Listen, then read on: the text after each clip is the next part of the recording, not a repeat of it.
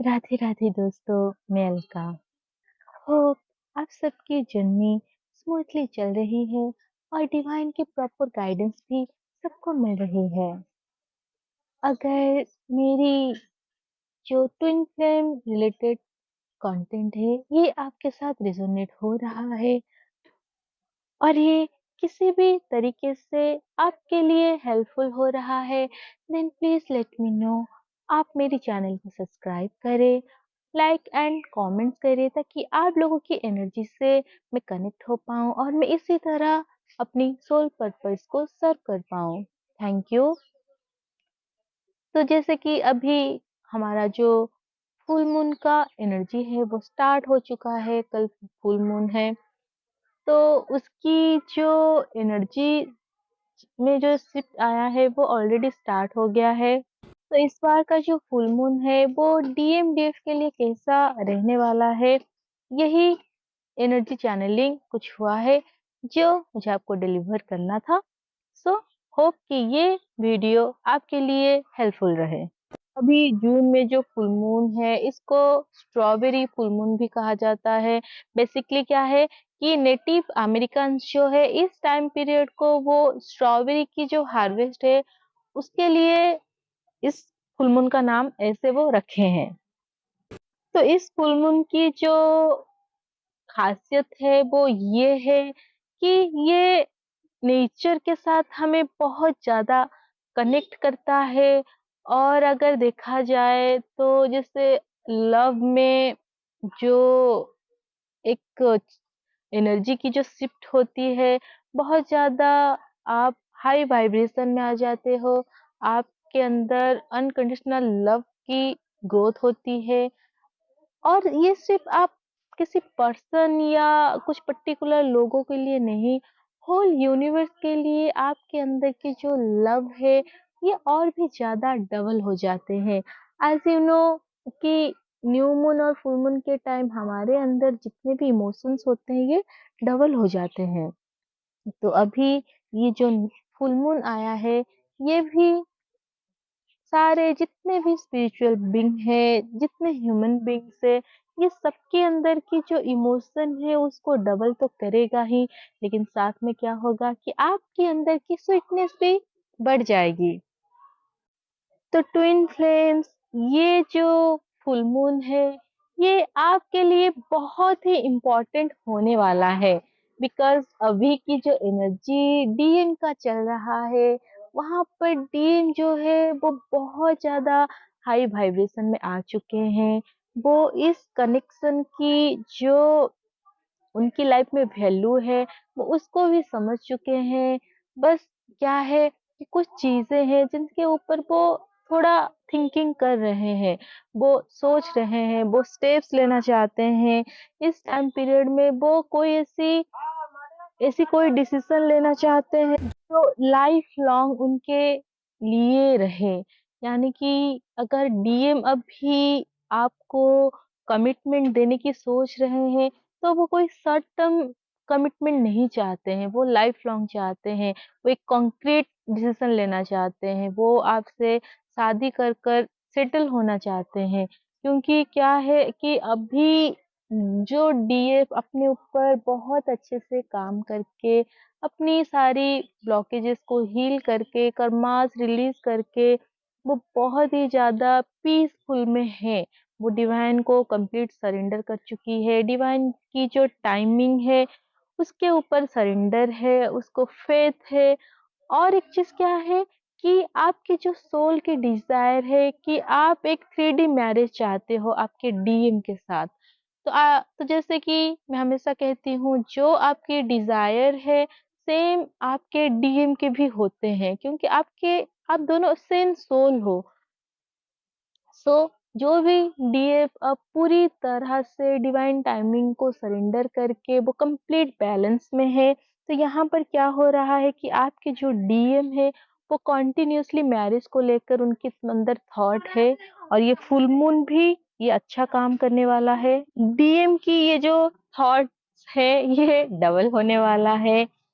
तो हो सकता है कि अभी जैसे कल फुल मून है, कल या फिर इसी हफ्ते या इसी महीने भी हो सकता है कि आपके जो डीएम है वो ओपन अप होंगे, वो आपके सामने मैरिज की प्रपोज़ल रखेंगे अगर अभी 3D में वो सिचुएशन पॉसिबल है। क्योंकि बहुत बार क्या होता है डीएम डीएफ में मैरिज की जो प्रॉब्लम होती है वो सोसाइटल डिफरेंसेस के कारण भी होता है, क्योंकि सोसाइटी में जो हमारे कास्ट रिलीजियन ये सब चीजों को लेकर है, एज गैप, क्योंकि ट्विन फ्लेम जर्नी में एज गैप बहुत ज्यादा होते हैं, तो उस चीज के लिए हो सकता है कि डीएम थोड़े से और टाइम ले।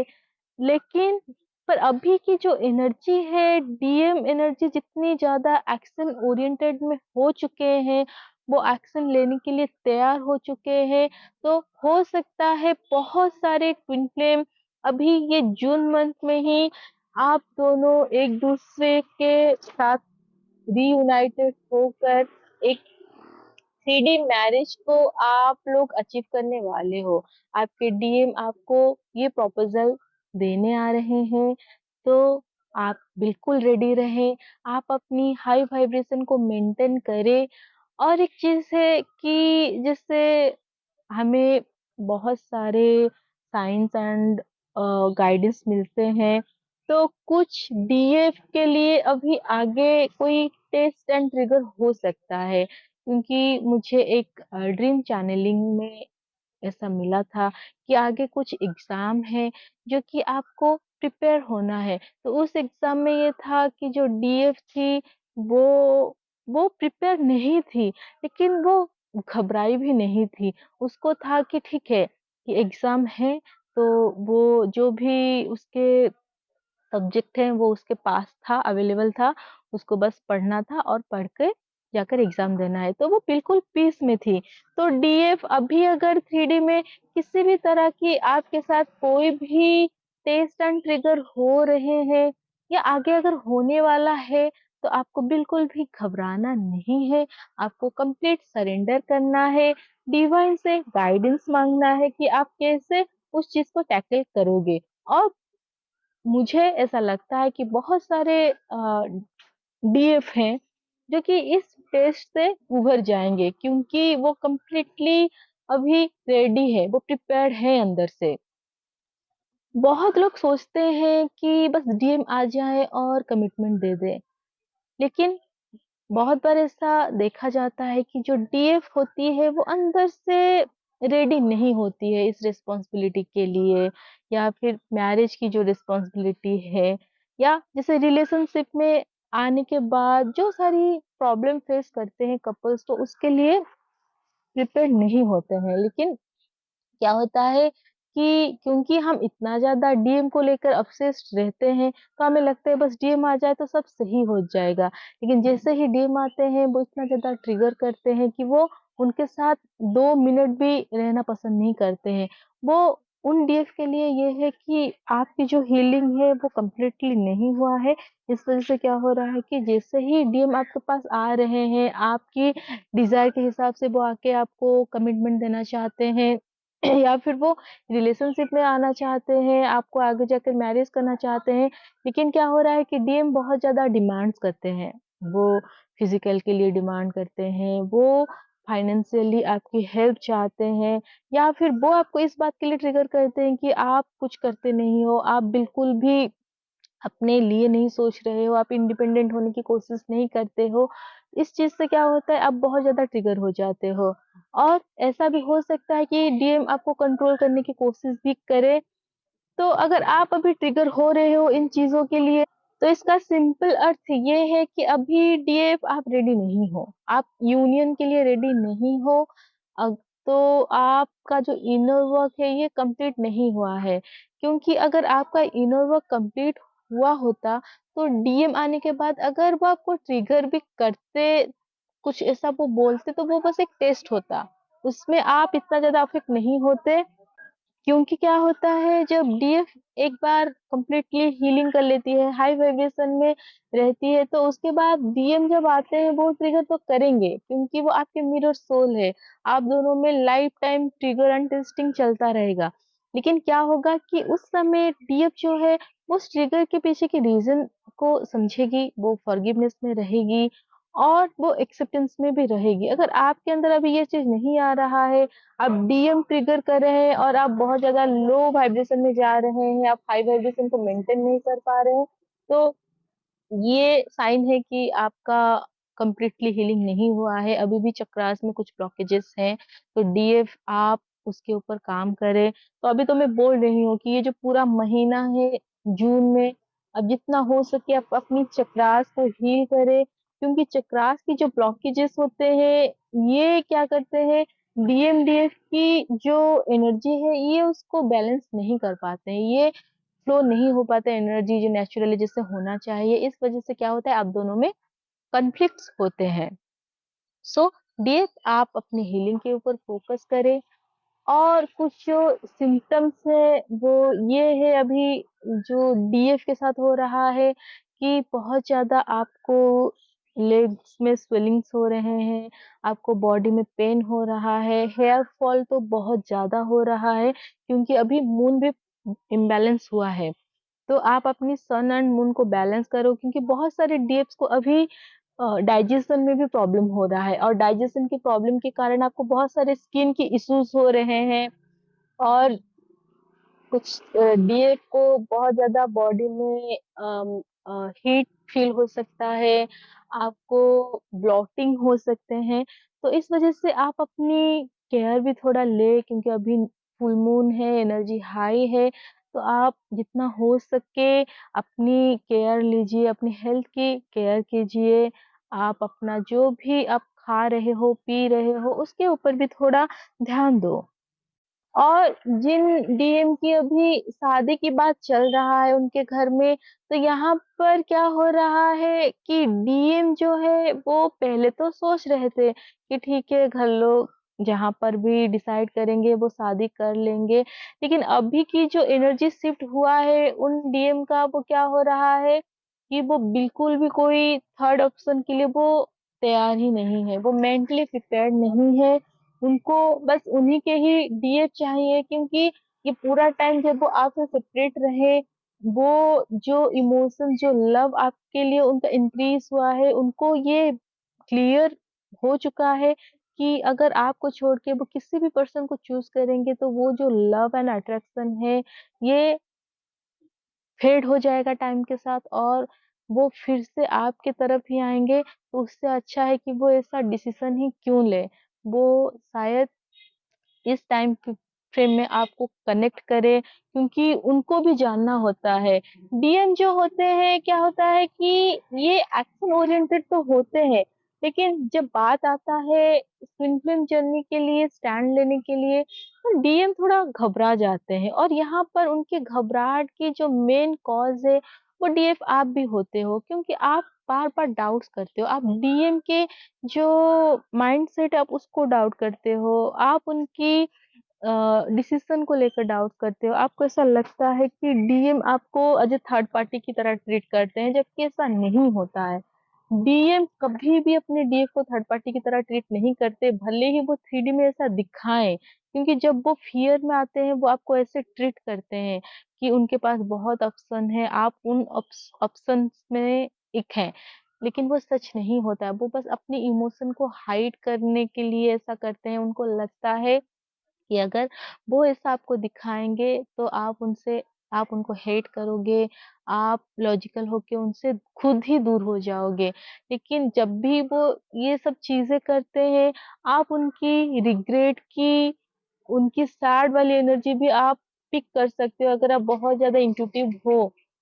और क्या है कि डीएम उस समय बहुत ज़्यादा सैड होते हैं, बहुत दुखी होके इसी वज़ह से वो बहुत ही हाई लेवल के कार्मिक को अट्रैक्ट कर लेते हैं और जिसकी वज़ह से वो बहुत दुःख और तकलीफ में जाते हैं। अक्सर डीएफ सोचती है कि सेपरेशन का जो पेन है वो उसको ही ज़्यादा है, लेकिन ऐसा नहीं होता है। आपसे कहीं ज़्यादा आपके जो डीएम है वो वहाँ पर तड़प रहे होते हैं, वो वहाँ पर तकलीफ में रहते हैं क्योंकि पहली चीज़ तो ये है कि वो आपको इतना ज़्यादा हर्ट करके चले जाते हैं कि वो फिर से आपको आके दुखी देखना नहीं चाहते हैं।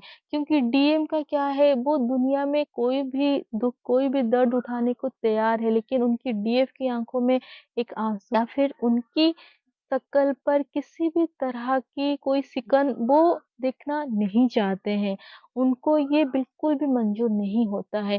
तो अगर अभी आपके जो डीएम वो थर्ड पार्टी सिचुएशन में जा चुके हैं या उनकी मैरिज फिक्स हो गया है या मैरिज की बात चल रहा है इस वज़ह से वो आपसे दूर है, तो डीएफ आप यहाँ पर डीएम के साथ टेलीपैथिकली कनेक्टेड होकर उनसे बात करें, देखना आपके डीएम आपको हर चीज़ बताएँगे। आप बहुत ज़्यादा 3D के हिसाब से डील करते हो इस जर्नी को, इस वज़ह से ये आपको बहुत डिफ़िकल्ट लगता है। ये आपको ऐसा लगता है कि जैसे आपके डीएम जो है वो एक नार्सिसिस्ट हैं, आपके डीएम बिल्कुल भी आपके इमोशंस को नहीं समझते हैं, वो आपको इग्नोर करते हैं, वो आपको छोड़ के चले गए। लेकिन अगर आप इसको एक्चुअल में स्पिरिचुअल लेवल पर इस जर्नी को ले, तब आप समझ पाएँगे कि आपके डीएम आपके पास रहे, दूर रहे, उनको आपके अलावा और कोई चाहिए ही नहीं होते हैं। वो हर समय अगर 3D में साइलेंट भी है, वो 5D लेवल पे आपसे बात करते हैं। तो आप उनके साथ टेलीपैथिकली कनेक्टेड होकर जो भी उनकी बातें हैं, वो सुनें। आप अपने अंदर ये सारी चीज़ें सुन सकते हैं और आप जो उनसे कहना चाहते हो, आप वो कह दो। क्योंकि क्या होगा जब आप एनर्जी लेवल पर आपकी सारी शेयर करोगे तो डीएम भी आपको रिस्पॉन्ड करेंगे और वहां पर जिस चीज के लिए उनको डाउट से वो डिसीजन नहीं ले पा रहे हैं तो उनको भी आप ही मोटिवेट करो क्योंकि डीएफ आप हील्ड हो, आप कॉन्शियस हो, तो आप उनकी सोल को मोटिवेट करो ताकि वो इस चीज के लिए स्टेप ले पाए। और जिन लोगों को अभी लग रहा है कि एंसेस्टर इश्यूज सरफेस में आया है, तो आप इस चीज़ को इस फुल मून के टाइम हील करो क्योंकि हाई वाइब्रेशन है और ये हील हो जाएगा। आप एंसेस्टर हीलिंग के लिए भी गाइडेंस ले सकते हो। आप न्यू मून और फुल मून के टाइम अगर एंसेस्टर हीलिंग करते हो, ये बहुत ज़्यादा आपके लिए हेल्पफुल रहता है। और दूसरा क्या है कि डीएफ आप बस हाई वाइब्रेशन में रहो, आप कोई डाउट या कुछ भी एंगर, फ़ियर की एनर्जी डीएम की तरफ मत दो क्योंकि अगर आप यही एनर्जी उनको दोगे तो वो सेम चीज़ को डबल करके आपको देंगे। आप बस अपने डीएम को लव वाली एनर्जी सेंड करो और क्या होगा डीएम जब आपकी ये लव वाली एनर्जी को रिसीव करेंगे, वो और भी ज़्यादा लव के वाइब्रेशन में आ जाएँगे और इससे क्या होगा आप दोनों की जो एनर्जी है ये और भी डबल होगा। सो डीएफ आपको बस बैलेंस में रहना है, अपनी हाई वाइब्रेशन को मेंटेन करके रखना है।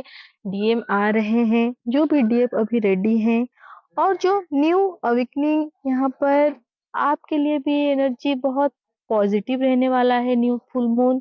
यहाँ पर आपके जो डीएम वो भले ही आपसे सेपरेटेड है, साइलेंट है या थर्ड पार्टी में है, जो भी आपकी सिनेरियो है, यहाँ पर बस आपको क्या करना है, आपको हीलिंग के ऊपर फोकस करना है क्योंकि आपके जो मेजर ब्लॉकेजेस होते हैं ये न्यू मून और फुल मून में ही सबसे ज़्यादा हील हो जाते हैं। कोई पोर्टल भी हो वो इसी में हील होते हैं।